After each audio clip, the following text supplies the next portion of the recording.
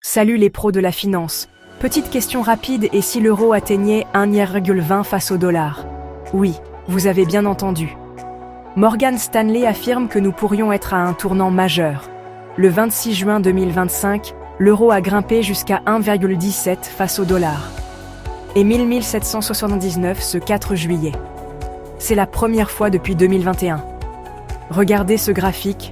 De mars à juillet, l'euro est en feu. Les chiffres ne mentent pas, 1,17 atteint le 26 juin. Alors, pourquoi ce rebond?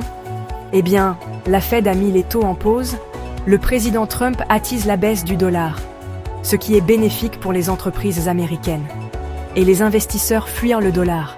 C'est une tempête parfaite. D'un côté, la Fed est au point mort. La croissance aux États-Unis reste bonne. En Europe, elle stagne. Mais voici le clou du spectacle. Morgan Stanley dit que 1,17 n'est qu'un entracte.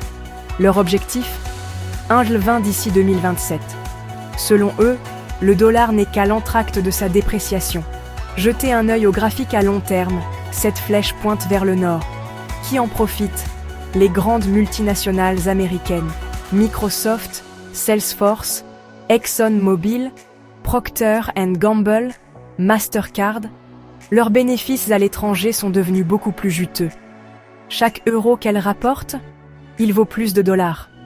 Aussi simple que ça. Quelle est la suite? Si l'euro dépasse 1,880, les analystes visent 1,20 comme le prochain niveau important. Les graphiques techniques montrent cette résistance à 1,880.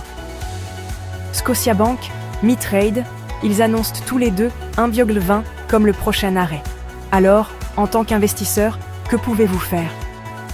La décision est difficile. En effet, le point d'équilibre se situe autour des 1,11 et le dollar pourrait très bien redescendre au moins à son point d'équilibre.